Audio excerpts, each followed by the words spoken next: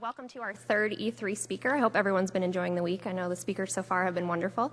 I want to go ahead and introduce Justin Patton. Justin is a leadership and communication coach who specializes in helping individuals communicate with stronger impact, connect on a deeper level, and contribute to highly engaged teams. His ability to make learning interactive and thought-provoking has given him the opportunity to partner with some of the top companies and organizations around the world. Justin currently facilitates Taco Bell's largest leadership development program in company history, where he has coached over 2,000 managers. He is also a faculty member for the Institute for Organization Management. Before launching his own company, a coaching company in 2011, Justin designed and facilitated leadership and communication skills programs across the globe for Yum Brands, managed the National Sales Training Department at Anthem Blue Cross Blue Shield, and taught high school English and creative writing here in Kentucky.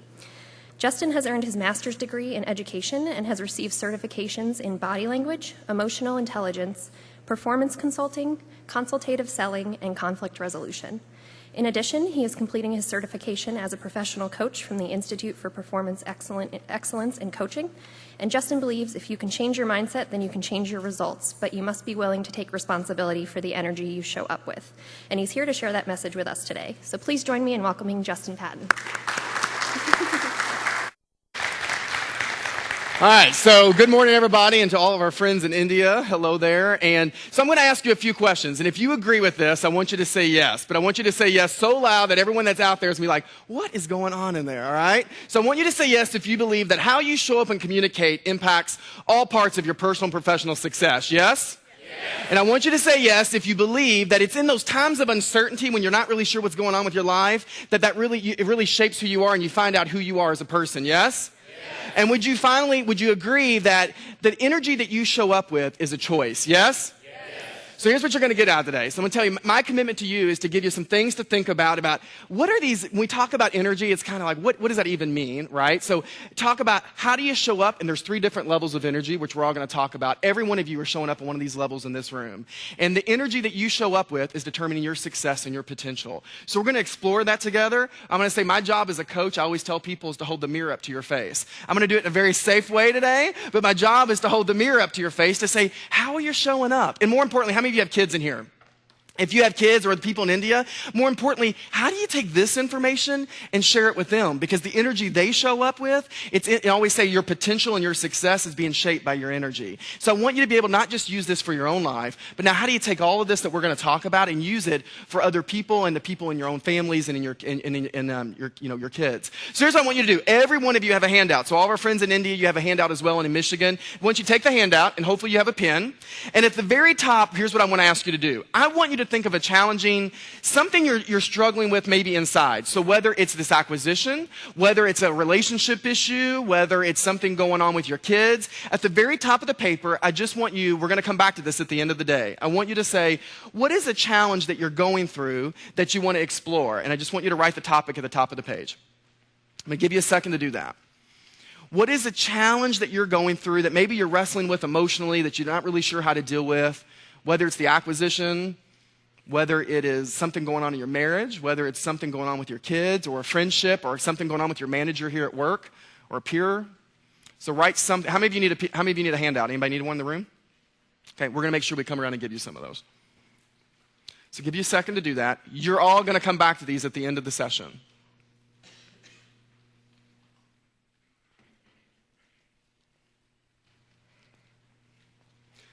All right. So here's what I want you to do. How many of you, when you think about that change that you're going through or what you're struggling with, does anyone ever feel like this guy? Anybody ever feel like that? Right? So this is kind of my life kind of felt like in 2007. So in 2007, I was teaching high school for 5 years here in Frankfort, Kentucky. Loved it. Never thought I was going to leave. And got a phone call one day and they said, hey, Justin, my mentor, my father figure called me. He's like, would you come to Chicago, move there and help run the training department for Unicare? And it was, so I decided, I accepted this job offer, left out all my security. How many of you have ever moved before? Anybody ever moved? So you know what it's like. So when you move, right, left my city that I was familiar with, left all my friends, moved there and knew 2 people, right? And then I started this new company. It was all about proving myself, right? I got a new boss, got new peers, and I was really, I was trying to get in there and try to find my way, and it was scary for me, and there was a lot of fear involved. And after 6 months, the only person I knew was my mentor, the guy that brought me in, and after 6 months, he gave me a phone call, and he brought me in one day, and he's like, hey, I just got to let you know I'm actually leaving the company. And I'm like, what are you talking about, right? Because it was the one piece of security that I knew. And then 3 months after that, the company comes and says, oh, by the way, we're going to actually sell off this part of the business, and you're going to be acquired into Anthem Blue Cross Blue Shield. So I had just gotten 6 months in this job trying to prove myself to everybody, right? All of a sudden now I'm going to have a new boss. I'm going to have a new peer group. So all this fear starts again. And it made me think of this. I found this quote and I love it. I want to talk about how it applies to your life. And it talks about fear drives so much of us. And it says you can forget everything and run in this moment of uncertainty and indecision, or you can face everything and rise. And let me tell you what I believe as a coach. As I coach leaders all across the country, here's the one thing that I believe after so long of doing it, that your power lies in your choices. Would you agree with that? That your power lies in your choices? Yes? And so in this moment, when I know people are sitting here, I know some of you put the acquisition stuff that's going on. Let me tell you why. It's because so much time when we go through those changes, it's not the change that scares you, it's the lack of clarity. It's what you don't know, right? What does this mean for my job security? What does it mean for me and what I'm going to face losing the relationships with my peers? It's the lack of clarity that scares us so much. And one thing I had to get really clear about was that my power lied in my choices and that no one could take that part away. And when I got really clear that I had some choices in this situation, all of a sudden it changed the game. But it had to start with me taking responsibility for the energy that I showed up with. And let me tell you what, as a coach, I'm not standing up here because I have all the answers or because I have it all figured out, because there was a lot of times in my life that I didn't do it very well at all. And I want to tell you about one of those times. I always tell everyone, take responsibility for the energy that you bring in the room. I'm going to tell you about when I didn't take responsibility and what happened. So how many of you fly a lot? Anybody in the room travel a lot? So if you do, you go through airport, we all love security, right? We got to love it. So I remember going through security, and I got through the little, the TSA thing, you go through the scanner, and I was in Toronto. It was really early, Toronto, Canada, probably 6 a.m. in the morning. And as I got through the security, the TSA agent is right here in front of me, right where you are, and she's checking a man's bag right here. So all of these bins lined the little escalator thing where your bag would come out. So my bag couldn't come out. So I just wait patiently. And as I'm waiting, she gets done checking the man's bag. She gives the man's bag to the man. And I go to slide all the trays down so that my bag could come out. And when I go to slide all the trays, she takes her hand and slaps it really hard on the tray so that I can't move it. It was like a firecracker, right? And you kind of you jerk up, and I'm like, what is going on here? And I'm like, in my crazy head, I'm like, oh no, she did not, right? And all of a sudden, I don't know what happened in my head, but I said, I'll show her. And what did I do? I got all those bins, I stacked them on one another, slid them down and said, fine, I'll do your job for you. That didn't go so well. So I will never recommend anyone do that for TSA. So we had some choice words back and forth, and I'll tell you what happened. I remember taking about 20 steps down the hall, and I stopped. Because what I know is I have no control over her response or reaction, but I didn't show up and I didn't own how I say I want to show up. I had a choice about how I responded, right? And I did not respond everything that I preached today to all of you. I didn't live up to what I say I want it to be. And when you get really clear about how you want to show up, you can start holding yourself accountable to something. But without that vision, everyone in this room is doing the best they know how to do. But until you get that vision, you don't understand what you're holding yourself accountable to. So I had to understand maybe there's a different way, and for me to take responsibility for my energy. I'll tell you, I kind of finished the story. So I decided in that moment, I was like, I'm going to go back and take responsibility for my energy. So I had 2 choices, right? Go around the rest of my day, or I was going to go apologize to her. And you all teach conflict resolution. So I know, I'm not responsible for that person's reaction. I'm responsible for mine. So I made a choice to go to apologize to her. So I went over there. It's not going to go well, right? Okay, so I walk over there, and she's standing right here, and I go, excuse me, ma'am, and she goes, what? And I said, listen, I need to apologize to you. I need to tell you I'm sorry. I didn't show up the way that I wanted to show up, and I think I need to tell you I'm sorry. And she looked at me and says, well, I don't accept your apology, and turns around. And I was like, what do you do with that, right? And I was like, you know what? You don't have to, but I feel like I owe that to you. And I just said, I hope you have a good day. And I started walking away, and she goes, well, I hope you have a bad one. And I kept on going, right? And it goes back to this, she as well didn't take responsibility for how she showed up, And so I had to get really clear about how is it that I want to show up in this crazy situation. So tell me if you agree with this. Do you believe that energy attracts like energy? Yes? So let me show you how this plays out. So I got the opportunity to coach a young guy this week in town. He's in his early 20s, and when I was coaching him, what he ends up, when I say I hold the mirror up to your face, he just admitted to me, he's like, I'm really judgmental and critical of a lot of people in my life. He sees people on the street or driving their car, and he's judgmental, and he's really critical of them. And I don't judge him for that. There's a reason why he is the way that he is, and my job is to help that person explore it.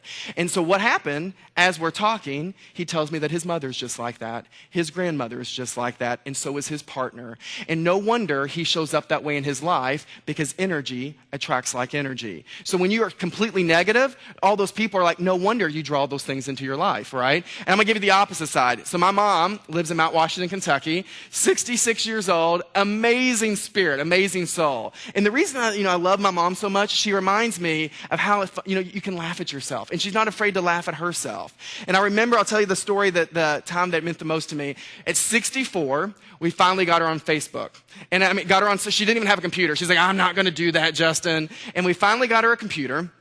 And I taught her the basics. I'm like, Mom, we don't got to get crazy here. Let's just get you on Facebook, teach you the basics of what to do, and then go from there. So I did that. I thought I taught her pretty well, right, on Facebook. I got home, and I'm in bed, and I'm all cuddled up, going through my Facebook wall, and all of a sudden I go, what is she doing, right? And, I was like, obviously, we got to have a talk. So I went back the next day, and I go, Mom, I'm really confused by something.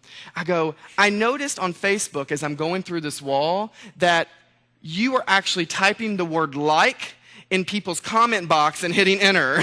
And I go, I don't understand why you would do that. And she says, Justin, listen, I see the like button and I want to like it, but every time I hit like, it says unlike, and I'm trying to like it. So I'm just going to type like in the box. And I was like, oh, bless her heart. Okay. Right. And what was awesome is we just laughed about that forever, but she's that kind of person that's just full of life, and that energy, people are attracted to it, and her energy attracts like energy. So I want you to know that the energy you show up with, before we get into this today, that the energy that all of you in this room show up with is attracting other people with the same energy. It happens everywhere we go. So how do we get clued in about it? So here's what we're going to do. Today, I'm going to explore with you what are the 3 different levels of energy that are impacting your success. So I'm going to bring it back a little bit to this merger in a second, or this acquisition. It is impacting your ability to move through it successfully. So either you're at level 1, we're going to talk about the impact that's going to have on your career and in your success, or you'll be at level 2 or level 3. Every one of those elements, you're going to show up very different in every one of those phases. And here's the deal. Here's what I hope none of you do. Don't judge yourself for where you are. So if you're at level 1, so be it. At least you know today where you are, and you can make some different choices. And if you're at level 3, great. Now you have a responsibility, and we're going to talk about what that is. So I always think about a hotel. So as we go in it, here's what I say. If you checked into a hotel and they looked at you right as you got to the front counter, and they got to assign the room based on the energy that you showed up with, where would they put you, right? Would they put you in the basement? Well, some of you need to go there, right? So we're going to sit you in the basement. Some people would get put in the lobby, and some would get put in the penthouse. And that's what we're going to talk about. In your energy, are you in the basement? Are you in the lobby? Or are you in the penthouse? So here's what I want you to do. I want you to sit back in your chair a second. So if you're in India, just sit back real quick. I want you to close your eyes. Close your eyes just for a second. And I want you to imagine that you're in your car, or on the bus, wherever you need to go. And I want you to imagine that you are in a bunch of traffic, and you're either driving home from work or you're driving to work, whatever one you want. And I want you to reach over, and I want you to turn on your favorite song, the one that just gets you energized, gets you going. Look, I see all your smiles. Yeah, you got it. All right. So I want you to imagine yourself kind of, dancing a little bit and singing your favorite song. And then all of a sudden, your phone rings, and you reach down and you were going to go grab your phone. And when you look back up to the road, the person right in front of you, right beside you, swerved over in front of you, cut you off to get off the exit in front of you. I want you to open your eyes. I'm going to ask you in a second about how would you respond to that in every one of those different levels of energy. Because your response to the person that just cut you off is going to be based on how you show up in the energy that you show up with. And so here's what we're going to do. This is people that are in level 1. So when you see these people, do you know people like this in your life? Yeah, you're like, my own mom. Okay, so I get it, right? So we're going to talk about level 1. So you have this handout. I want you to write some stuff in as we go. So in level 1, when you think about these people that show, I call these people, right, the people that live in the basement. When you got these people that live in the basement, the core thought is all around victim mentality and conflict. So raise your hand if you know those people that either play the victim all the time or fight their way through life. Raise your hand if you know those people.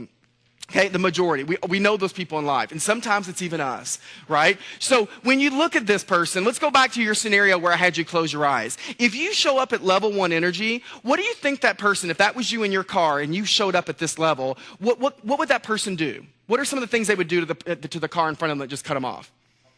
Okay, you said you'd honk your horn, right? That'd be one thing. What else would you do? Okay, you'd yell at them. She's like, I do this every day coming to work. I got it, all right? So you yell at them, right? What else would you do? Okay, some people would flip them off. You might even cuss at them, right? Anything else you would do? Okay, you tailgate them. Oh, you're getting violent over here, okay? So, okay, we are not condoning that to anyone in this room, all right? But yeah, some people would, right? So, because when you do that, what happens? Why do you tailgate somebody or people do that? So we either flick someone off, we cuss at them, we tailgate them. Because what did we do inside? What did we do? What'd you say? So we lost something. What else? What else would you tell me? What'd you say? So we did become angry because why? I want you to get clear why. You feel victimized, right? That had nothing to do with you. But what you did is because you operate at level 1, you made it about you, and it had nothing to do with you. You know, what's interesting as I go around and I talk to people, I say this. People's reaction has nothing to do with you. But every day we make it about us. So your partner yells at you, it has nothing to do with you. The person cuts you off, it had nothing to do with you. I went to Starbucks one day and this lady was going off on the barista behind her. And I talked to her later. That had nothing to do with that barista. That is what that baggage that lady brought into that store. It has nothing to do with you. But everyone that operates at level 1, oh my gosh, we're going through an acquisition. I can't believe this. I've been at this company for 13 years. I can't believe they're doing this to me. You make it all about you and you become a victim. And that's based on what you've been through in your life and your past experiences. So no judgment. I just want you to understand why these people do what they do. Every one of us in this room, at least in moments, go to this level. And I'm going to tell you when I did and how it shows up and how it prevents you from being successful. So if you know that level 1 is the core thought is all about either conflict or victim mentality, what would you tell me the core emotion? If there was one core emotion that drives all of this, what would you say that core emotion is? Yell it out. What do you think? Just make a guess. Okay? Anger. And under anger is really what though? There you go. So here's what I want you to do. In that big light bulb or right to the side of it on your handout, I want you to write this. The core emotion in all level 1 will always be fear. So when someone yells at you or they get angry or they feel victimized, in my world that what I do, I know the mirror in their face is they're angry because they're scared. So it's always about fear. And I'm going to tell you how that plays out as we go up the top. So I want to give you some of the traits. So when these people that show up in level 1, what happens? What are some of the characteristics that they're going to show up in? And so I want you to write a few of these down. One is these people become super critical and judgmental. So I'm going to give you a second to write that. In level 1, these people become super critical and judgmental of everyone, including themselves. So just like the guy that I was coaching this week, right? The guy's sitting there going, I look at people for what they're wearing and he makes fun of them. So he's judgmental and critical. Or I look at my boss and I'm saying, oh, I don't know why he does that. Like I know how to do this job better than he does. We become super judgmental and critical of the people in our lives. And then we look at ourselves and we criticize. I say we judge ourselves out of our own worthiness all the time. Everyone in level 1 judges themselves out of their own worthiness. And what would happen if you just surrendered to your criticism and judgment? What would happen for you as you start thinking about your energy? Number 2, I'm going to tell you why this is important. They constantly try to seek validation because probably deep down rooted in the fear, they don't feel good enough. So what they do is they want to be taught how talented, how smart, how good they are because they don't even believe it themselves. Number 3, these people a lot of times play the victim. Right? You have people, I love this because when I talk about level 1 energy, the holidays are coming up and people are like, oh Lord, got to go spend time with my family, right? Because we all have people like this in our family. We know those people. So people that always play the victim, people that often live in the past. Well, I can't believe we've done this. This isn't the way we did it. We've been doing the same thing for the last 10 years. Why are we going to change now? So they're always set in the past. And then finally, the last thing I want you to write is they don't take accountability for their actions. So just like that story that I told you about the TSA agent, right? In that TSA agent, I made a choice that I could either go about and not take accountability for my actions, or I could own the energy that I showed up with. Now here's what I want you to write, and what I really want you to get out of this. This whole entire level is all driven by your ego. And I'm going to show you this. I want you to yell this out. When you think about ego, who comes to mind when you think about ego? Yell it out. Who'd you say? Oh, you? You know what? I admire that. So did you say me? Is that what you said? Yeah, I admire that. The fact that you could even say that tells me how much self-awareness you have about yourself. So I totally admire that. Who else did you all say over here? Donald Trump. Do you know everywhere I've went since the election, when I coach a lot of student athletes in college, and then I coach executives, every time I've asked, when you think about ego, who do you think of? 2 names come up. They're like, Donald Trump, or they'll say this other person. In pop culture, who do you think the number one person they'll say? Kanye West. And so let's talk about, I hope they're not watching this video anytime soon, okay? So when you think about Donald Trump, or you think about Kanye West, because I'm going to talk about what is ego. When you think about ego, when you look at them, and every one of you, those people come to mind, what do they do that makes you think they have an ego? What are the traits or characteristics? So you say arrogance is what I heard you say, right? Because here's why. They believe that their truth is the only truth. And if you don't agree with it, you're an idiot. Right? So here's the danger. In your ego, you believe that my truth is the only truth, and if you don't agree with it, you're ridiculous and stupid. And so what happens, so whether it's politics, whether it's religion, I believe that my beliefs are the only beliefs, and if you don't believe with it, you're ridiculous, you're stupid, you don't know what you're talking about. You get in an argument with your partner, you get so caught up in trying to defend your truth and trying to shame the other person. This lady I admire, her name's Brene Brown. If some of you might have heard of her. She says this: you cannot shame people into changing their behavior, and we try to do it all the time. Somebody wants to lose weight, what do we say? Hey, you really shouldn't eat that. Or you know what? You should really go to the gym more. We tried to shame them into trying to fixing their behavior. Our kids come home and they're really not doing well with grades. Well, you know what? If you don't work harder, you're going to be grounded. We tried to shame them into trying to making better grades. That tactic will never work, because that's all coming from our ego. And so what would happen if we try to say, I want to own my truth, and I'm going to share my opinion because my power lies in my choices and in my voice, but I don't have to shame other people who don't agree with what I agree, right? That's always driven from fear. So arrogance was one. What else would you say those people do that when you think about ego? I'm better than you. So at least it comes out that way, right? Is that for some reason I believe my opinion's the right opinion, and it's going to come across that I'm better than what you are. So what else? How else does it show up? What else do they do?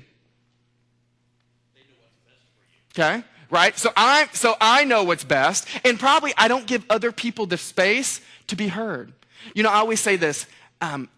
So part of my background is I teach body language, and I went to the Body Language Institute and studied from a lady in the FBI named Janine Driver, who I really admire. And we always talk about my body language has the opportunity to make people feel less alone in the world. And I'm going to tell you about it. So I'll give you an example of when I did it really wrong. When I was in Denver, Colorado a few years ago, I left the mall, and it was cold outside, like 20 degrees. And we're all bundled up in our jackets. And I remember I walked out the mall, and I looked down the street, and right down the street was a homeless lady. And I remember just putting kind of putting your collar up, and you just want to get to your car. And I remember walking, and all of a sudden, this sweet little lady just says, "Excuse me, sir." And I just kept walking. The second time, she goes, "Excuse me, sir." And I kept walking. And then finally, she never switched her tone. It was sweet as can be. And she just finally, the third time, said, "Excuse me, sir." And again, I don't know why, but I just stopped. Because everything I teach is, I was like, I just made that lady feel completely invisible, completely like she didn't matter, based on just, it was not even about giving her money. It was turning to another human being just to acknowledge, to say, I see you, and that what you have to say means something. I didn't have to give money to that lady, but it's about how do I use my body language, my voice, to make people feel like they're heard and they're understood. I totally agree with that. Any final thing you would say when it comes to ego and how ego shows up in our world in this level? Anything else you would say? As far as characteristic or traits? Right, so I want you to hold on to that, and I want you to understand is how it plays out. Because every one of us, in sometimes there are triggers that are going to trigger you into this level. If you don't live your life here, we all have elements, just like I did it at the airport. I got sucked down into this level in that moment, and nothing good is going to come from this. It's very destructive energy, and some people spend their entire lives from the time they were born till the time that they die in this level. And I want you to know there's a different choice and there's a different way. And what is that? So here's what I want you to think about. I want to talk about triggers. So what are those behaviors that trigger you down into level 1? Like, what do you think they are? So when I say triggers, here's an example. Listen, I know my trigger. The moment that someone is being bullied, either myself or someone in this room start trying to bully someone else, I absolutely would not tolerate it. I would get sucked down to level 1 in conflict energy, and I would speak up and I would say something. Sometimes I know when I ask people what their triggers are, they're like, listen, it's when people just ignore me. Or when you're trying to talk to your partner, right, and you feel like they're not listening to you. Or, it might be that someone cuts you off on the road. So on the very bottom of that handout, I want you to think for a second about your triggers. If you are really holding the mirror up to your face right now, and you were able to kind of tell yourself, what is it that drops me down into level 1 energy, into this either conflict or the victim mentality? What would you say your triggers are? Because Maya Angelou always said, when you know better, you do better. Well, if you don't know what it is, you can't fix it. You can't make a different choice. So what would you say some of your triggers are that drop you down into level 1? I want you to write a couple of them down there. I'll give you some examples as you're writing. So as you're thinking about that,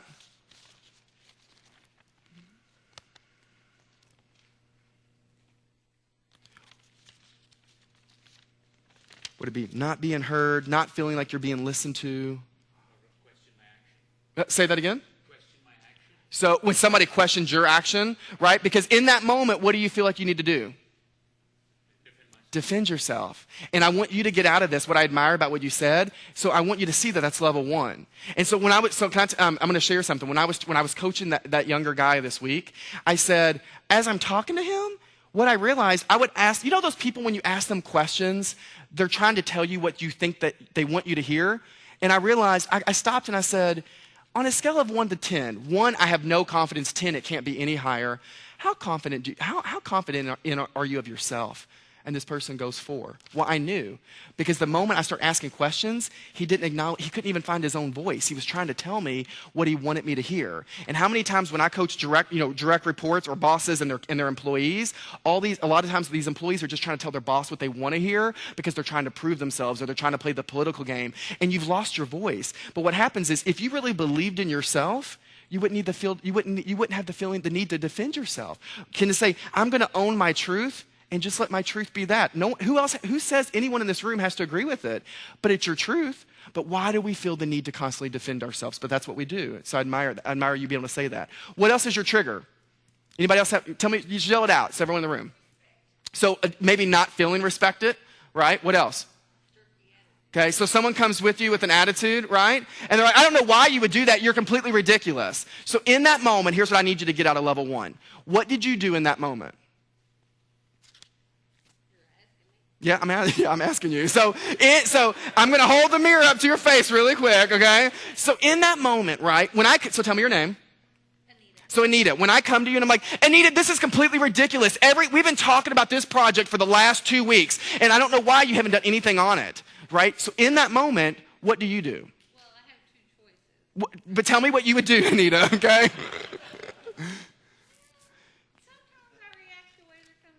Exactly. So most of us do, right? Because why? I want to get why you do that. Why do you react the way that you do?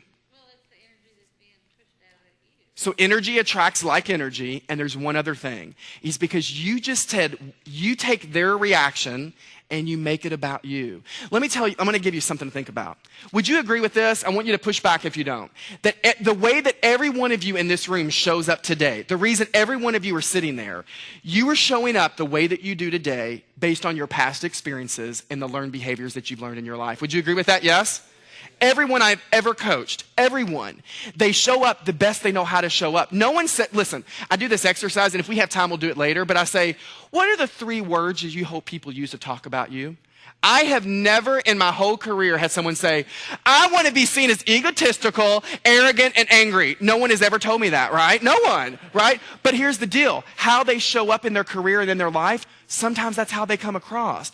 People do the best they know how to do, but sometimes their best is actually holding them back. So that young guy that I coached this week, of course he shows up that way because that's the way his parents show up to him. He learned the behavior from his family, from his grandmother, from his partner. And to say, when I hold the mirror up, all of a sudden you say, maybe there's a different way, right? And so what happens is you make their response about you instead of saying, when you're able to sit in your space and say, their response has nothing to do with me. It had nothing to do with you. That's how they've learned to cope. That's how they've learned to get their voice out. And they don't know another way besides being angry. And when you can sit and go, I'm going to go back to your point. When you can sit in it and say, that has nothing to do with me, and I'm still going to stand in my truth and I'm going to share my opinion, and they can either take it or not, it doesn't matter, then you don't get caught up into all this level one. Now, trust me, I know that's not easy, right? When somebody's coming at you, our mentality is, I got to defend and fight my way back. So I get it. What else? Any other triggers that you would say in this room? Okay, so people that come to you, right, and they don't have the what you believe is they don't have the information correct, right, or they don't have all the facts, right? Because you want them. Because what is your expectation of them?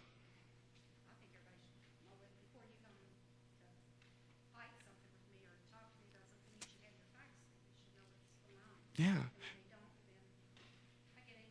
Yeah. So I don't need you to answer this in the room, but I'm going to hold the mirror up for you and just say this, right? To say, what would happen for you in your life if you released all your expectations from the people in your life?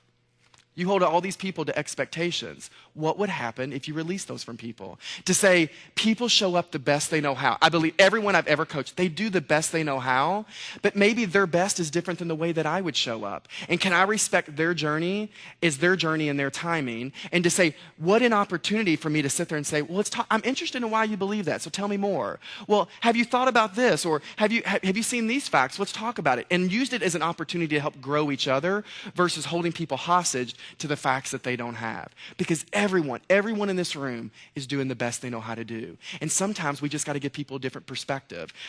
So I want to talk about as we go into level 2. So if we know the basement is level 1, right? I always say this is kind of the lobby level. So this is level 2. Just looking at this picture, what do you start noticing that's different? What do you notice just in the energy in the picture?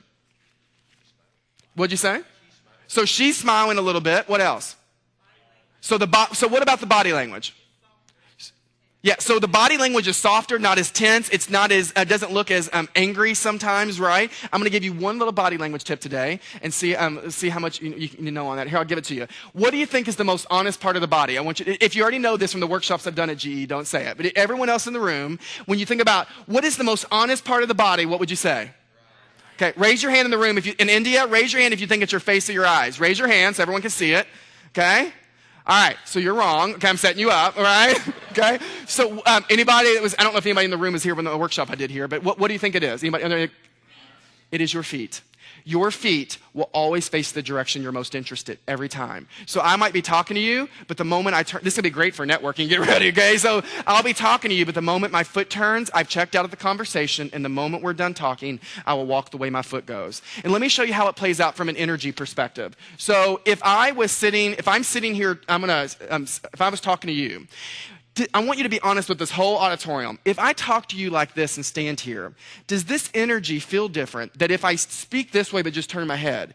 The energy feels different. You will always face your feet in the direction that you're interested. You know, I did a workshop on body language and I asked a mom. This mom came up to me later and she goes, Justin, I got to tell you thank you. She goes, do you know as a mom, I go to work all day and I work really hard and then I come home and I start cooking and I get my kids ready for bed. She goes, I don't even know if I even just stop and turn and face my own kids and just say, how was your day? Because I'm so busy being busy and multitasking. And can we slow down enough to actually face people, to make our presence, let people know that they matter and say, what's really going on? But it requires us to slow down. And so many times we just don't do it because we're busy being busy, right? So we're going to talk about this. If you know, so the core thought in this situation in level 2 in the lobby is all about forgiveness and understanding. So what would you say the core emotion with this level of energy is? Underneath all of that, what would you tell me, if you know it's about forgiveness and understanding of people, what is the core emotion you got to be able to demonstrate in this level? Any guesses?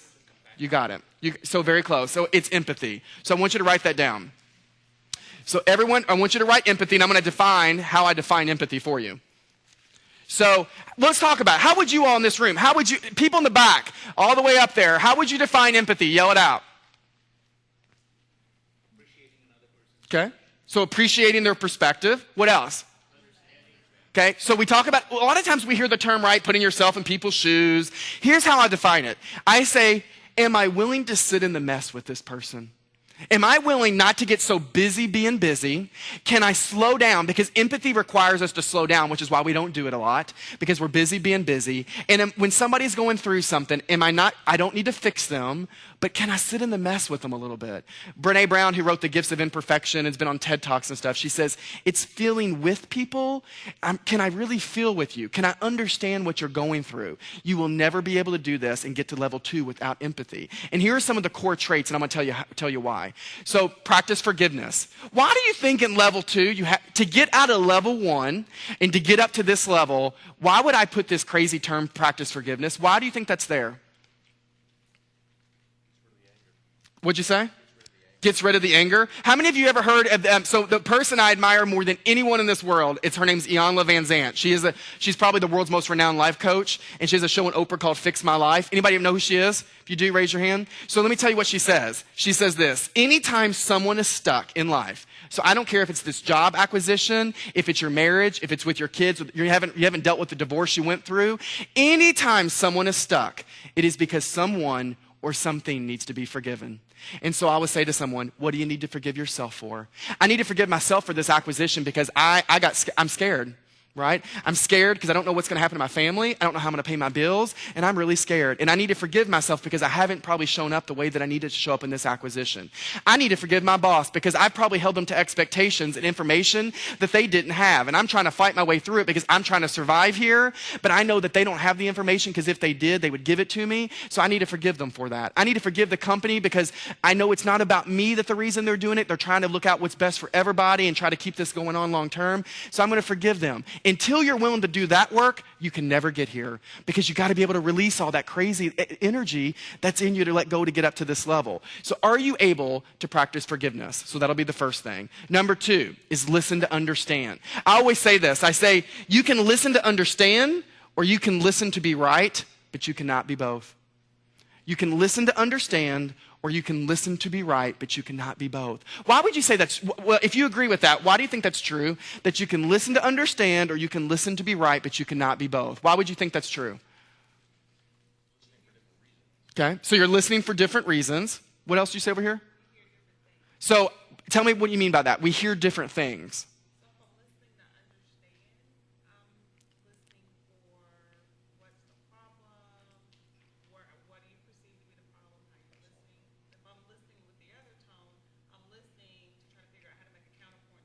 That's it. I call the people that try to listen to be right vultures, and here's why. So if you know what vultures do, they pick at the carcasses of dead animals, right? And I've been in conversations where I feel like that's what they're doing to me. They're trying to like peck at my carcass, right? So what they do is they listen to the words that I'm saying, and they're only listening to the words that they want to use. At the moment I shut my big mouth, they're going to use those words and throw them right back in my face and try to use them against me. They're no longer trying to understand their perspective. So when their kids are coming home and they're really going through a hard time, parents are trying to be right sometimes versus trying to understand. I don't have to agree with you. Understanding does not mean agreement, right? But can I sit down and try to understand why you feel the way that you feel? And then be like, and then just to acknowledge it, to be like, wow, I didn't know when I did that it made you feel that way. I'm sorry for that. I didn't agree with you. I acknowledged that what you felt was okay, and I didn't get that. That was definitely not the way I intended it to. So can you understand? 3 is all these things about, I focus on the things that are in my control. So in this acquisition, what is in your control? What would you tell me? What is in your control? So how you perform, what'd you say? So how you do your job. Someone else said something up there. What'd you say? So your attitude, the energy that I show up with, right? And here's the deal. What you have control over are your choices. You get to make a choice. No one's taking that away from you. You get to decide how you want to show up. You get to decide if you want to stay with this merger or the acquisition if it goes through, and you get to decide if you don't. That's okay. That's fair. You get to make a choice in that. No one can take that away from you, right? And you get to decide. I get to go to my boss and say, listen, I'm struggling, or I need this information. Can you help me figure this out? We all have choices. But when we think those choices have been removed from us, all of a sudden, that's a very scary place, because then we feel powerless. And I want you to know all the things that you do have in your control. And the fourth thing is, I think these people often live in the future. So they stop living in the past and the way things were, and they start seeing about what's going to happen up here in the future. And we start seeing things a little bit differently than what we did. And then the last is these people start taking accountability. So they take accountability, and they go back. When they mess up, they take accountability for what they did. You know, it's interesting. So I was talking to some of the people before the session, and when I talk about leadership a lot, let me tell you the three elements of a leader that make a leader credible. So these are the three elements that make a leader credible. We know it's image, competence, and character. So image, competence, and character is what every one of you in this room, when I'm looking at you, it's what your credibility is based on. We hire people for two of them. We typically, not all the time, but typically we fire for one of them. Which two do we hire for? What do you think, character? Which two do we hire for? We tend to hire people generally based on image and competence. So you come to the interview, you look the part, I think you would fit in with the team, I look at your resume, right? I'm going through there, and I end up hiring you based on your image and your competence. Name all the famous celebrities or people in history that you know that were on the top of their game, but because of choices they made, ruined their career. Who can you think of? Britney, you say Britney Spears, she's coming back. Get ready, okay? So who else? So who is it?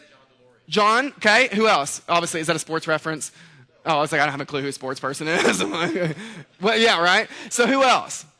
So Tiger Woods. Who else? Who is that?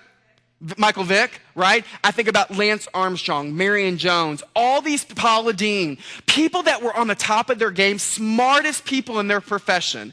But because they made a choice, whatever choice that was for them, conscious or unconscious, they ruined their character, or at least people's perceptions of their character. And a lot of times, these people didn't take accountability for their actions. They ruined their careers for it. At this level, you start owning what you got to own, and it might be messy work, but you own it, right? So let me ask you this: back in that scenario where I had you close your eyes and you were driving to work, if that was you and that person cut you off, what was someone with level 2 energy that demonstrates all of this stuff, how might they respond in that situation? Okay, so you might say in your head, right? Okay, they were probably just having a bad day. What else would happen? It's good. Okay? So maybe you would stop tailgating, right? You might even back your car off at that point, right? And say, it's not about me. What else would you do? What'd you say? So you turn because you got your favorite song on, right? So you start dancing with it. You get to going. I like the way you think, right? What else? So right, I look down to my phone, and what you would maybe do is take accountability, say, you know what, I don't have to agree with what they did, but maybe had I not looked down at my phone and done that, maybe I would have saw it coming, and so I'm going to just own what I can own in that situation. Awesome, right? So that reaction is so different than the person down here in the basement in level 1. Completely different reaction. And let me tell you what, they might even initially react kind of angry to that person, but what they're able to do is pull themselves out of it quickly. Just because you're here in level 2 doesn't mean you don't go through some of that stuff. I might react, but I'm not going to stay there, right? I'm going to say, you know what, I got to forgive that person. I don't know what they're going through, right? Or, you know what, I got to take accountability. I probably could have not looked at my phone or been texting or doing whatever, and I got to own my part in this too, right? That's it. No judgment. That's just it. But there's another way, and I'm going to show you what level 3 looks like. So when I think about level 3 in the penthouse, right? Some of you all right in the penthouse, right? So when you look at this, tell me what comes to mind just from looking at this picture. So they're having fun, right? What is it? Yeah, carefree. What else would you say? Their feet are pointing up. By the way, body language, that means you're in a really good spirits. Like if I was to stand like this, you're really passionate about what you're doing. You're excited, right? So part of it is in level 3, it's all about, I'm looking for, my core thoughts are kind of joy. I have complete joy, and I'm looking for opportunity. The opportunity to grow, opportunity to learn. And so in this situation, if I was in that car, right, and level 3 happened, so before I tell you, what's the core emotion? If you can really strip all the stuff we're going to talk about away, if the bottom is fear, and the middle, level 2, is really about empathy, what would you all say the core emotion at this level is? See if you know it. What is it? So under joy, joy is always rooted in what? Close. Happiness is rooted in what? No. All of those emotions are rooted in one thing. You got it. Say it loud. It's always rooted in love. And I'm going to tell you why. Here's everything I've ever studied and researched and learned. There are only 2 core emotions in the world. That's it. Everything is rooted in either love or fear. Every other emotion is an outgrowth of one of those emotions. So even though we talk about all this touchy-feely stuff, love, right? Here's why. Out of love comes joy, happiness, gratitude, recognition, grace, empathy, compassion, all of those emotions. Out of fear is ego, resentment, anger, bullying, criticism, judgment. All of that stuff is rooted in fear. That's it. So let me tell you how much easier life gets when you can sit down and whatever you're going through in your life to say, what am I making this decision on? Am I making this decision out of love or out of fear? So I'm coaching a guy here in town, it's a leader, going through a divorce. Doesn't want to go through a divorce. His wife wants a divorce. And so after a month of coaching, I look at him and I talk about this concept and I say, tell me why you're staying. Are you staying because of love or are you staying because of fear? And I mean, in less than a second, what do you think he said? Fear. What's going to happen to me financially? What's going to happen to my home? What's going to happen to my kids? His whole decision about staying in his marriage was rooted in fear. So my question is not to judge that. I just say, what would happen if you chose to come from a place of love? He goes, I love her enough to let her go. So that's it. Every decision that you're making in this room, do I stay with the company, go through the acquisition, do I not? It's either rooted in love or it's rooted in fear. That's your only 2 options. And life gets a lot simpler when you know that how am I making this decision? And that you get the choice every day to make a different choice. That's it, right? Here are some of the traits that come out of this. So these people in level 3, and I want you to write a couple of these things down, is they only see opportunity. So in this acquisition, right, I'm starting to look around and I'm saying, wow, I had a mentor when I was at Anthem Blue Cross Blue Shield, and we went through a reorg every 6 months. Literally every 6 months we went through some type of reorg.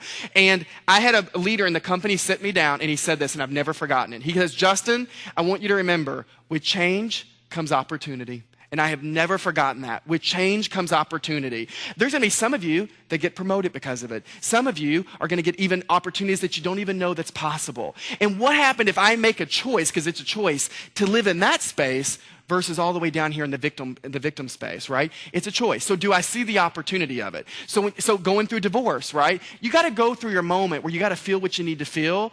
But after a certain point, can I say, but what about what's to come? Maybe I'm going to meet someone else. I always say, you're going to meet somebody that makes your soul smile, right? There's opportunity. And can you allow yourself to live in this space versus the other one? The second part is, especially in companies, they bring other people along. So these people, it's not just about them anymore. So when you saw those 2 guys leaning back on the chair and their feet up in the air, they're all about bringing other people along with them, okay? Number 3 is they are fully aware of their strengths or their voice and what they're good at and what they're not good at. So I think about acquisitions, they don't get so caught up in trying to prove themselves. They know what they bring to the table, and they can articulate it in a very clear way, and it doesn't come across desperate or like they need to prove themselves to everyone in the company. And I'm not trying to push other people on my team down so that I can get lifted up and try to make sure I survive through this. That's level 1, right?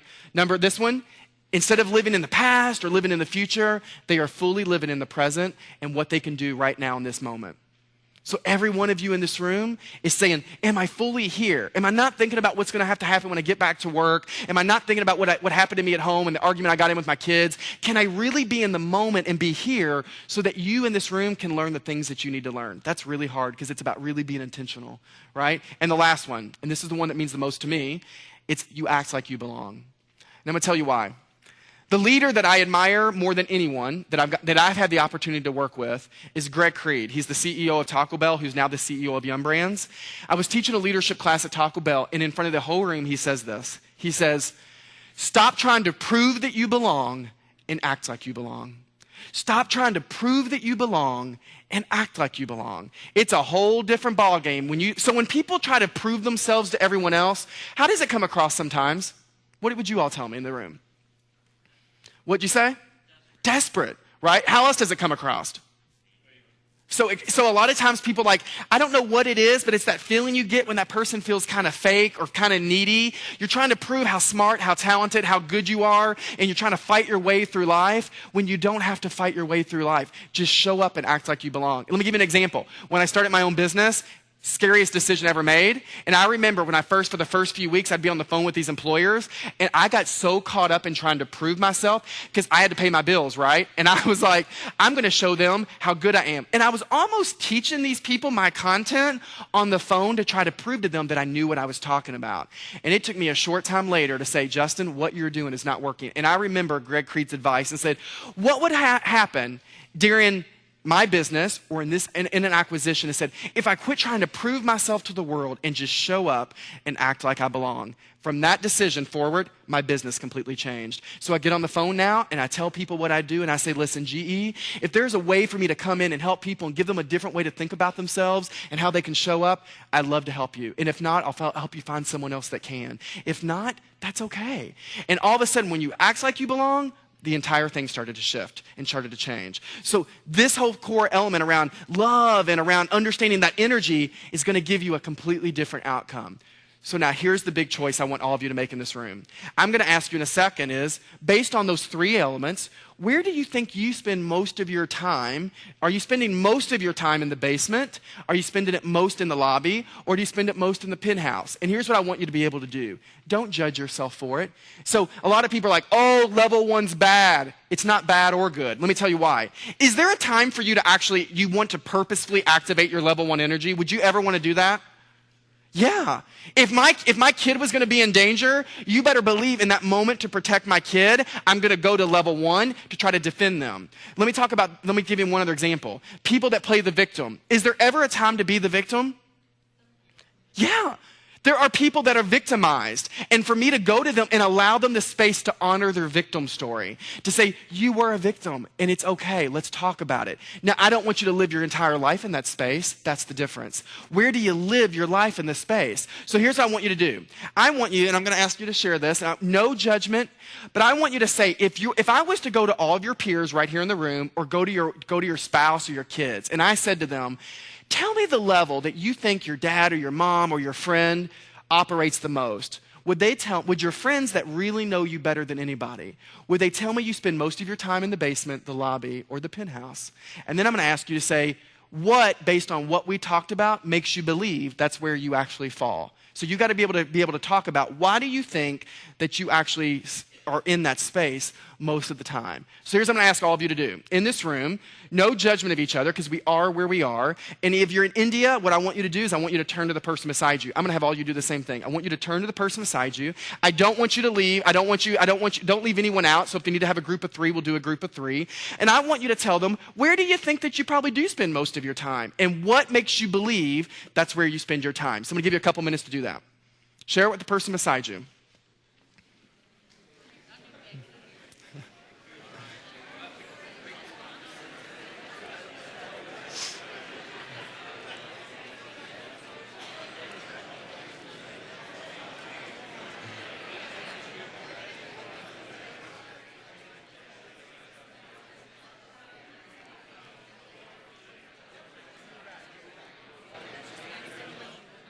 You're fine.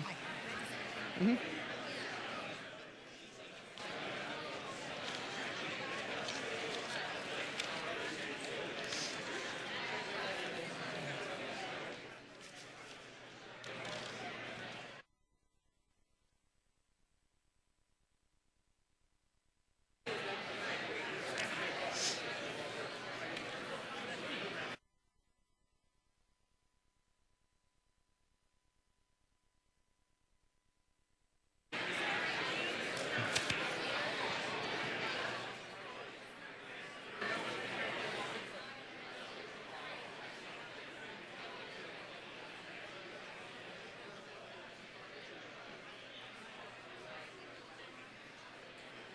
All right, so bring it back together. So here's what I want you to do. So all my friends in India and Michigan, so hopefully when you're able to do that, you can be able to talk to the person beside you. Where are you showing up? And here's the thing. Level 1 people are going to want to judge themselves for being at level 1, right? And what I want you to do is to say, no judgment. You are where you are, and right where you are is okay, because you get to make a different choice. That's it. And so I'm going to do a couple things. In a second, I'm going to ask you, what did you learn about yourself? And I want you to be able to share it in this room. What did you learn about yourself just going through those levels? What did you learn about how to show up in your family, or about how to help your kids or whomever? But I want to do one final exercise with you all. And so I want you to turn that page to the back. I want everyone to do this. So turn it to the back. If you don't have a piece of paper, do it on your phone. All right?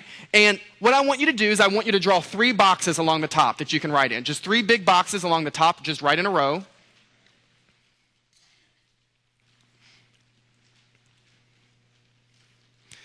So here's why. You know, when I talk about rising to the top and about how do you find your place of most potential, rising to the top is you don't have to fight your way there. It's about choosing the energy and the energy that you want to climb to get you the results that you want. Because I do believe that your potential is being shaped by your energy.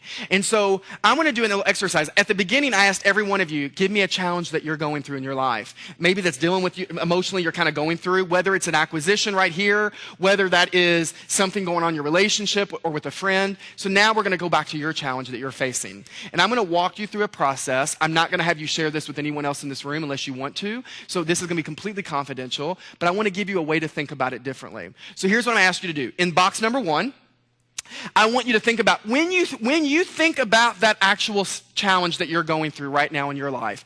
Again, whether it's the acquisition or whether it's something in a relationship issue, when you think about that challenge that you're going through, what are the thoughts that come up for you? And I want you to write those thoughts in box 1. When you think about, and so for India, you got your 3 boxes along the top.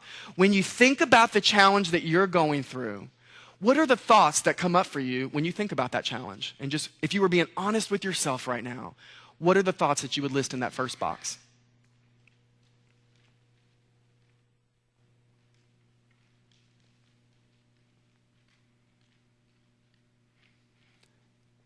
All right.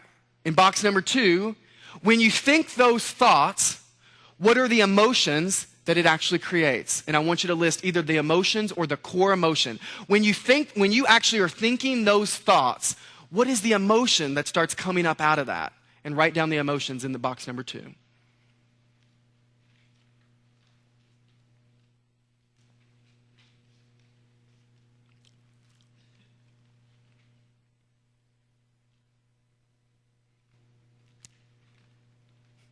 So when you think those thoughts and you feel what you feel, what is often the action that you take as a result? And put those in box number 3. So when you think what you think and you feel what those thoughts make you feel, what are the actions that are often a result of it? You say, I check out. I dismiss the other person. I get angry. What are those thoughts what are the actions that come because of those thoughts and those feelings?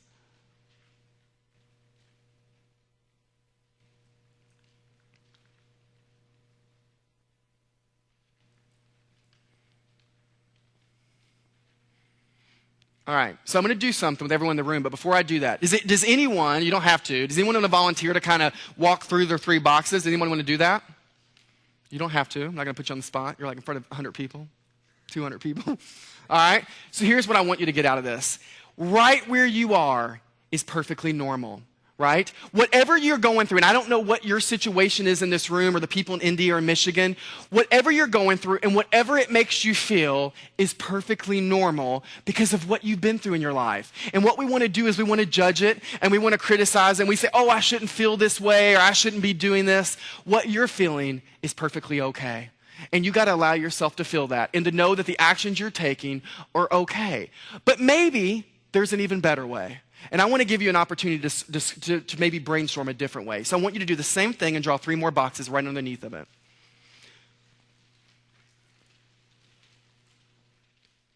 So if you weren't going to judge yourself for where you are, to say what I'm going through is okay. So I keep using the acquisition because that's what a lot of people think about, right? So my thoughts are, I'm scared. I don't want to pay my bills. I don't know what I'm going to do. My emotion is I'm afraid, right? I'm fearful for what this means long term for me. And as a result, I show up at work and I'm disengaged. I probably am not as productive because it's always in my mind. I don't know if I should go look for another job. Those are all the stuff. That is perfectly normal to experience based on everything that you're going through. But what I want you to go is maybe understand is there's a different way. And here it is. If you could own a more powerful thought or belief about the situation, what is the more powerful thought that you would want to own? Maybe that you're not owning, but if you could own a more powerful thought, what would those thoughts be? And I want you to put it in box number 1. So in this situation that you're going through, if you could own a more powerful thought or belief about the situation, what would be that powerful thought or belief? And put it in box number 1.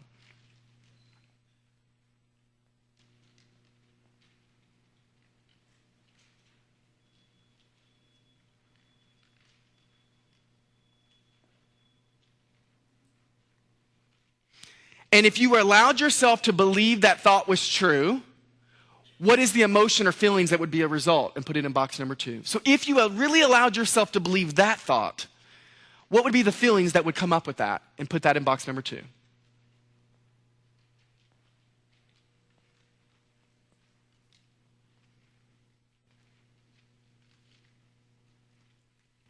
And here's the final thing. If you allowed yourself to believe that thought about this situation, and you allowed yourself to feel what you needed to feel, what are 2 actions? I don't want to talk about a year from now. I want to talk about this week. What are 2 actions, minor as they can be, that you can do to live more in that space versus the other space? What are 2 actions that you could take this week to own that mindset and allow yourself to feel that way? What are 2 things that you can actually control and do to live in that space? And I want you to write them down in the 3rd box.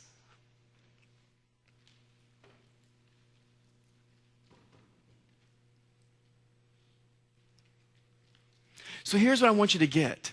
Living in that space is a choice, right? It's a choice. And when I do this exercise with people, a lot of people get emotional, especially at first, because they judge themselves saying, I shouldn't feel this way. And what if every one of you in this room could say, it's okay to feel the way that I'm feeling? I always say this to myself. I say, and I didn't do this with you all, but right between those boxes, I say, I am where I am, and right where I am is okay.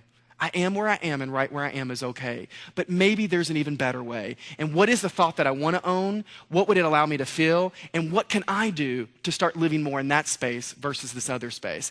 I'm going to close by this. I want to talk about what I hope you really get out of this today. Couple things. We talked about those 3 different levels of energy. I want you to know that everyone in this room is showing up in one of those levels. And you don't have to judge yourself for where you're showing up, but just say, hold the mirror up to your face and say, I am where I am, and right where I am is okay. And I get the opportunity to make some different choices. To understand that your potential is being shaped by your energy, right? And every day gives you the opportunity to make a different choice, to make a better choice. And that you don't have to keep living the life that you did, that you can make a different choice to show up a little bit differently in your life.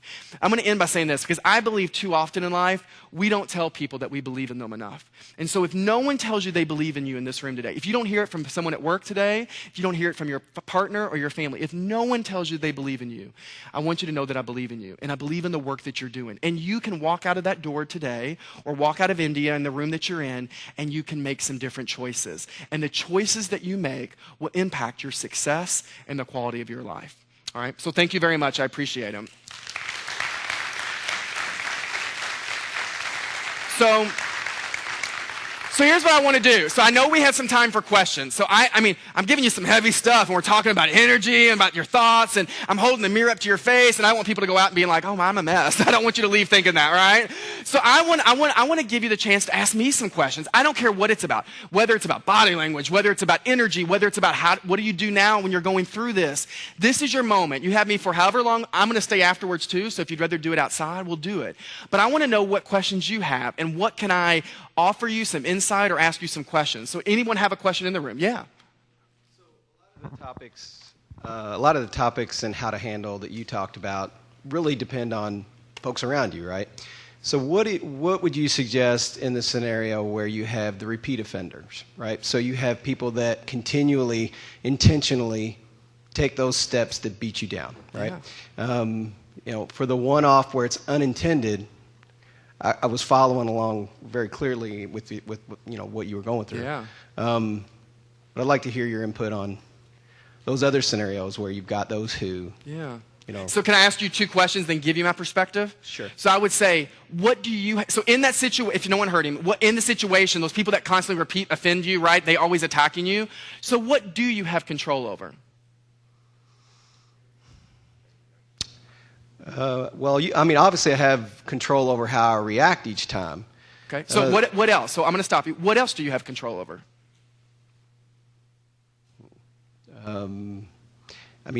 The effort to educate them, okay. Right? So then I'm going to ask you the hard question. You don't have to answer it if you don't want. Why do you constantly give other people permission to treat you that way? Because of the role I'm in, right?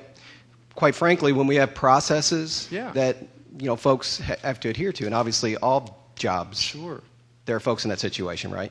The question then becomes where you have those repeat offenders, right? That's what's driving my question. So here's what I would say. I'm going to give you my perspective. Sure. So what I would say is your power lies in your voice and in your choices. So even though you say, I'm in this role, there's no reason to say, I got to be, so tell me your name. Bill. So Bill, if you were doing that to me, I would say, Bill, I need to talk to you. For the last month that we've been talking together, I feel like every time you come into my office, you kind of want to criticize me, you want to beat me up. And I got to tell you that I just kind of finally put my foot down, and we can't have that type of relationship anymore. So we got to have some different boundaries. And I want to make sure you get what you need out of it, but I want to also make sure we're not criticizing and judging each other in the process. And that's the way I felt going forward. So we've got to find a better way to work together. So what do you think we need to do? And I'm going to put it back on you. I'm going to say, we let other people treat us. We give other people permission to treat us the way we allow them to treat us. I don't care if you're a boss, a CEO, or in a relationship, because we don't say the things we need to say. So when we don't say it, we give other people permission to say, that's okay to treat me that way. That doesn't mean we put up with it. That doesn't mean we have to go beat people up or criticize them, but I'm going to stand in my truth and say, listen, I'm tired of you treating me like this. And if we're going to have this type of relationship going forward, something has to change, or something else is going to have to change, right? In my direct report, if I have a direct report, I'm going to look at them and say, this isn't working. And I want to do everything I can to help you be successful, but it's not. So we either have to make some different choices, or we're going to have to find out what does another position look like for you, maybe outside this company. And I'll do everything I can to help you, but that's the reality of where we are. Love people enough to tell them the truth. We don't even stand in our own power, and then we get upset at other people who victimize ours. We got to be able to stand in it. So I would say tell them the truth. Okay? What else? Yeah. Does that help, Bill? Okay. So how do you gain an awareness, like those 3 stages, how do you gain an awareness of where you're at? It's like, I don't want to be there. And how do you get out of that level? Awesome. So this goes back, I'm going to talk about level 1 for a second, right? So first of all, when you say, I don't want to be there, that's because you're judging the level, right? And it's because you think being in that level is bad. And what if you were able to say, I am where I am, and right where I am is okay, and not judge yourself for it? Now, what I will say is that level that you're in, especially at 1, is long-term for your success, it is destructive. We don't have to judge it as bad, but long-term, you're not going to get the things that you could get at higher level. So the transition, remember, so to get to level 2, what did I say is the number 1 thing you got to be able to do? You got to be able to forgive yourself. To say, what is it that I've got to own that maybe I've got to say? So relationships, right? People are always, they show up in level 1. I've got to forgive myself for always being in conflict with my partner, right? I've got to forgive myself for always thinking I had to defend myself. I've got to forgive myself for, I'm going to give you an example. Tony Robbins did this thing about married couples, and he studied married couples that were together long-term versus married couples that were together long-term and happy and thriving versus couples that were just together and miserable, right? Because you can be together and miserable. I coach a lot of those people, right? So what are those couples that are together and happy and thriving? What do they do differently than all these other couples? And there was only one factor. What do you think it is? Nope, not communication. No, well, so not forgiveness. We're going to go there. I'm going to bring it back. But what else? So here's what it was. The number 1 thing they did was they kept giving to each other, where all these other couples had stopped giving. They got busy being busy, living their lives, and they just stopped giving. So when you first get with someone and you're trying to make them feel special, what is it that you do? What are the things that you do? You what? Little things, right? I send you a little text. I'm thinking about you. Yeah, right? And we say, I'm going to take you to dinner, or I buy you flowers. You know, I did this. I teach a whole day leadership class, and I did it at Louisville Metro for the Louisville Metro government. And after I did this class, one of the men that I admire in the class went and bought his wife flowers and had them sent to her. Hadn't done it in 7 years. And no judgment of him. He got busy with life and he just forgot about how to invest in his relationship. So can he forgive himself for saying, I was where I was, and it's not that I didn't want to be that guy, I just forgot to be that guy. And I'm going to forgive myself for that, and I'm going to make some different choices going forward. So until someone's really ready to get clear about that, I think they're going to stay stuck. And can you start, once you're able to do that work and not judge yourself out of your unworthiness, then you can start moving yourselves forward. But I think it starts with forgiving yourself or forgiving the other person. So listen, I don't want to get too much into relationships. When I think about people that go through very unhealthy relationships, they're like, so maybe they had a really unhealthy partner. Like, they want to blame that person forever, right? Oh, this person treated me bad. They did all this to me. And I say, what can you own in that? And say, maybe they got to forgive themselves for staying in it longer than they actually should have stayed in it, right? I got to forgive myself for not speaking my truth and not saying the things I needed to say about my boundaries and my rules, because I didn't even believe in myself. When you can get clear with that stuff, then you'll start moving up the levels. But it's that work. It's holding the mirror up in front of our face, right? It's messy work, which is why people hire other people to help do it, because it's hard to do by yourself. But if you understand those so if you have a kid, so the last thing I'll say about your question is this. I don't know how many of you are in leadership positions here and have direct reports? Anybody in the room? Here's the number one thing I will say. As a coach, everything that we learn is not to give our advice to anyone. It is when I am coaching, my job is to only ask you questions. And I say, well, that's why I asked Bill. Is it Bill? That's why I was asking Bill questions. My job is to hold the mirror up to your face, because here's what happens. In your relationship, if I tell you what to do and you do it and it doesn't go well, who are you going to blame? Me. You won't take accountability for your actions. So all the time our direct reports come to us, they ask the boss for their opinion or what to do. The boss just, because they're busy being busy, we tell them what to do, they go do it, it doesn't work, and now I'm blaming you. I take no accountability. That's why in coaching, all we do is ask empowering, open-ended questions. Because I want you, first of all, and the fact is, another part of this, you're so attached to the outcome of what you want to happen, and my job is to detach myself from the outcome. In my relationship, if I can detach myself from the outcome of it, I can show up a little bit differently. And to say, I'm not responsible for the other person, back to Bill's thing, I'm not responsible for the other person, I'm responsible for my half of the relationship. I can't change that. It's not my job to fix anyone in this room. My job is to give you the questions, to give you insight. It's your job to fix yourself. So my job is to say, can I hold the mirror up to your face? Can I ask you the questions I think are the right questions to ask? And can I give you a different way to look at yourself and know that your power is in your truth and in your choices, and then you get to make some different decisions. Some people in this room today are not in a position to hear what we're talking about. I'm not going to judge them for that. That's just, they're not there in their journey. But someday, a month from now, or a week from now, or a year from now, they're going to go back and be like, do you remember that crazy high energy speaker that we had at GE? And they're like, he said that one thing about, then they're ready, right? But sometimes we want people in GE right now to be all okay with the acquisition and move forward, everybody to go together. People are in different places in their journey, and we have to respect that, and we have to respect their timing. What else? What other questions do you have for me? So Justin, we actually have one from Hyderabad. Yeah, good. And I think it comes into where you were finishing there. The question was, how do we deal with someone who is level 1 constantly? Yep. And we recognize that they're level 1, but they don't recognize the same. What can we do in that situation? Yeah. So 2 things, right? I don't know what type of relationship it is. One is own your power. Your power is in your voice. And so I would tell, listen, I feel like, so I'm going to talk about a friend. If it's my friend, listen, I'm going to talk about Jane Ann. So I'll be like, Jane Ann, every time that I'm with you, I feel like it's destructive. And I feel like you're always criticizing, you're always judging me. This person doesn't have to agree with anything I say. But my power comes from me owning it and telling people how they're treating me and how I'm feeling. And then then that person gets to make a decision for themselves. Do they want to do anything about it or not, right? The other thing I would say is this. At some point, Ian Van Zandt, who I told you I really admire, she goes, sometimes you got to love people from a distance. And what that means is sometimes I love you, but I can't be around you anymore, right? And so it's not that I'm not going to, sometimes when I have those people, John Gordon wrote a book, I don't know if anyone's ever heard of it, it's called The Energy Bus, and he talks about how there's people that are energy vampires. They suck the energy and the life out of you. Raise your hand if you know those people. You know those people, right? You're like, every time I'm around them, they suck the energy out of me, right? And so sometimes I've got to choose not to be around you, or I'm going to limit my interaction around you. I can't be around people in my life now, because I'm really clear about where I am. I can't be around those type of people. So I make a conscious choice. That's where you are in your journey, and I respect that. I don't need to judge you for it. I'm just not going to be able to be with you. And so sometimes in a work situation, we don't have that flexibility. But we can still own our truth, and we can love people enough to tell them the truth about where they are. Or but how not where we don't have to judge them and tell them where you're in level 1 energy. They'll have no clue what you mean by that, right? But what we can do is to say, this is the way that you make me feel, and this is when I'm around you, this is what's happening, and this is what I need going forward. And then let them make their own decision. Any other questions here? Yeah, please.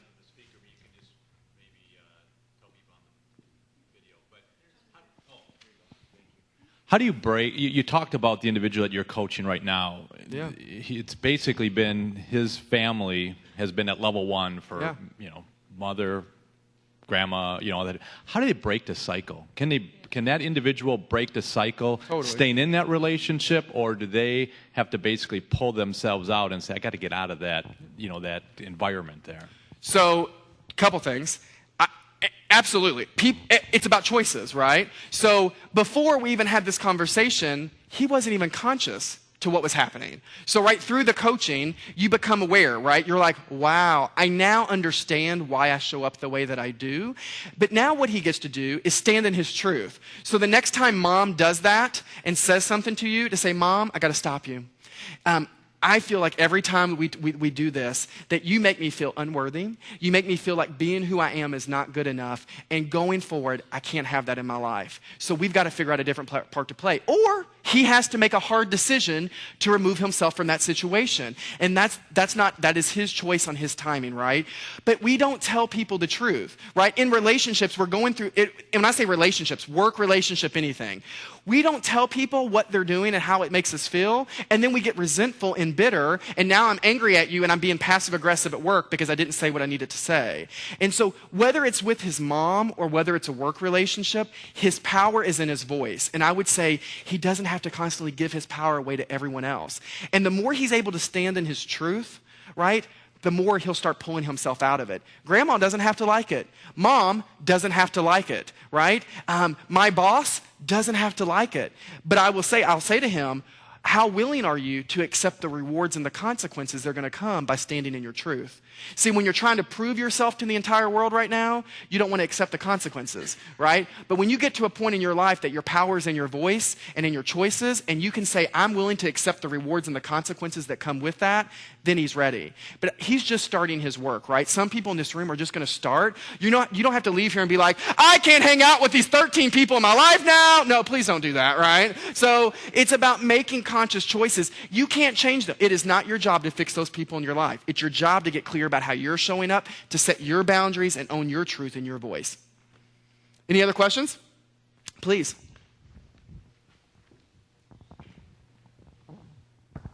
So how do you stop trying to save or fix? Like what drives someone to save and fix people? So hold your mic, okay? We're about to have it out, okay? So make sure the people in India heard. He's like, what are some people's constant need to try to fix people, right? So here's what I'm going to say. All actions serve a purpose. All actions. So I'm going to come to your question. But if you constantly play the victim, there is a purpose that you've allowed that to serve in your life.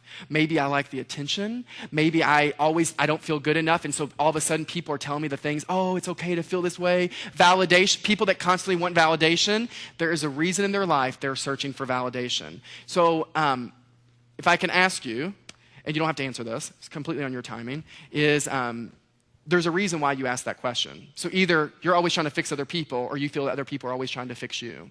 And I would say, so what is the purpose that is serving in your life? I just feel, I think I'm more of a saver. I think I'm more of a fixer. I don't know what drives that. I just feel like I see the crash coming when other people may not.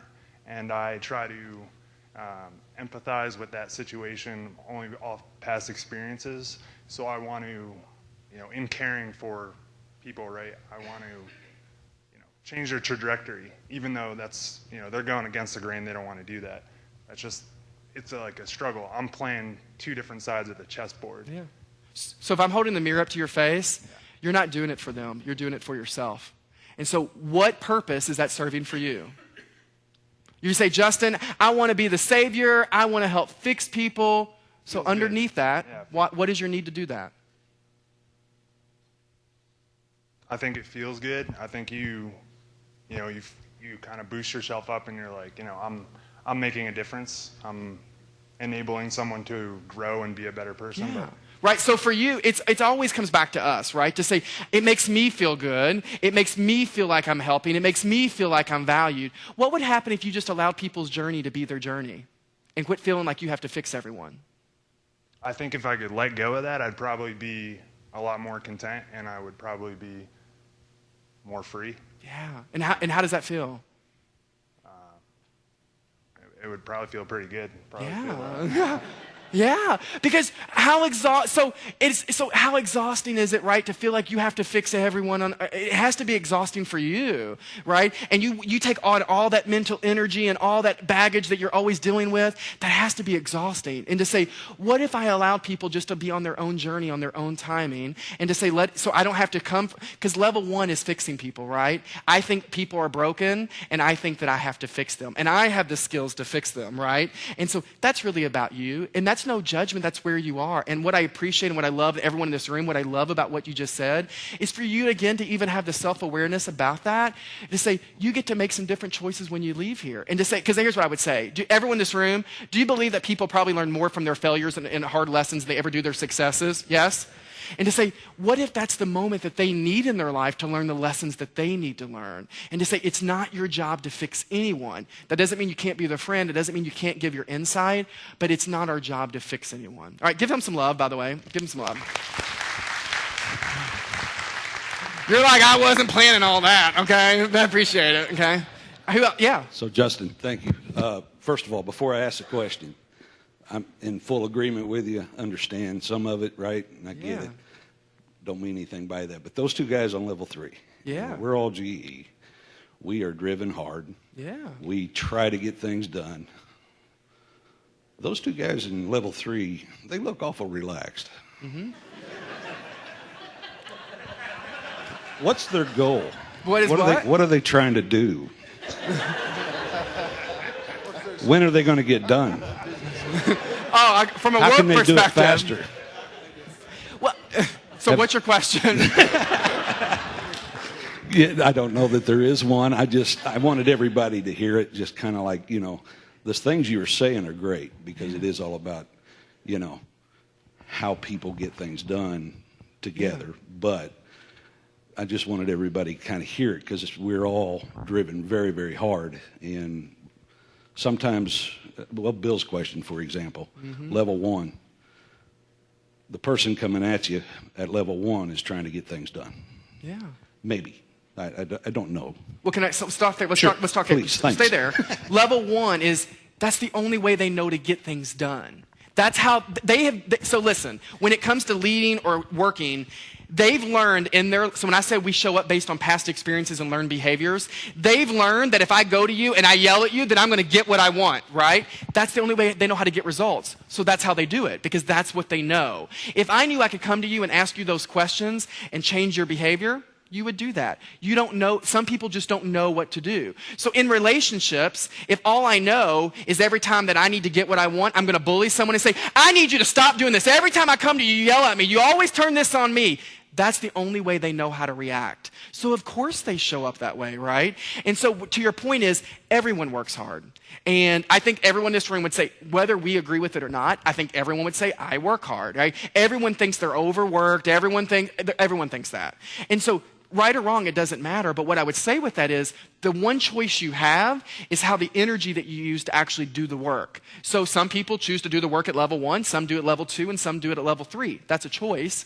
I don't think none of you are going to be able to flip the switch when you walk out of this room, right? It's about awareness. That's this whole thing today is just about, I'm just planting some seeds in your head right now to say, wow, maybe I am showing up at level 1 in my relationship. Because listen, if you're showing up at level 1 at work, You're showing up at level 1 everywhere. You don't get to flip a hat and say, oh, at home, I'm going to be this person, and at work, I'm going to be this person, because here's why do you, so when I teach leadership and management, when I ask them what are the 3 words you hope people use to talk about you, someone in the room always says this.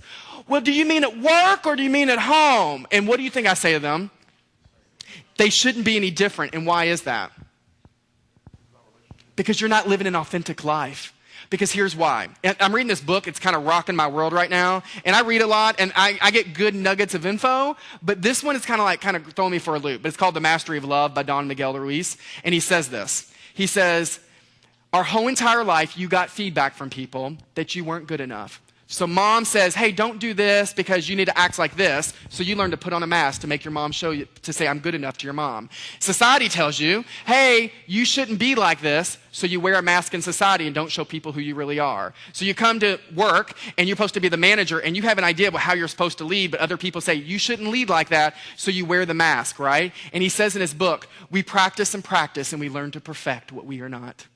And people spend their whole life perfecting who they are not. And what would happen if you allowed yourself to take off all those masks that you've worn your whole life to say, I'm good enough for who I am, and I can stand in my truth, I can accept the rewards and the consequences of who I am, and I don't have to be that person going forward. That's pulling yourself out of the levels, right? But you will never be able to do that when you lack confidence in yourself, because you will try to prove yourself to everyone in life. And a lot of times those people in level 1, they're showing up in level 1 or 2, and I think even 2, they do the best they can. That's how they've learned to be successful. And it's until a leader pulls them aside and says, I want to talk to you about it. Maybe there's another way. Maybe there's another way to win at life, in your relationships and work that you haven't explored. Would you be open to it? And then their work starts. That's it. Okay. What else? Any other questions? We got time for maybe one more? Yeah. Good? All right, so I'm going to stay after a little bit. So if anybody wants to do some, talk about personal stuff or anyway, I'm going to be here. But here's what I want you to do. When you walk out of that door, especially on that stuff that you put on the back of that list, I asked you, what are 2 actions that every one of you can take to live more in that space? It starts from the moment you walk out that door. Your power lies in your choices. And, every day is going to give you the opportunity to choose differently and to choose better. If you need anything, that's all my, my social media info's there. You can email me, justinpatton@justinpatton.com. If I can give you a resource, an article, anything that I can do to help you along your journey, I want you to know you're not in this alone. So if there's something I can do, I'm there to support you. All right? Have a good day, everyone. I believe in you. See you later.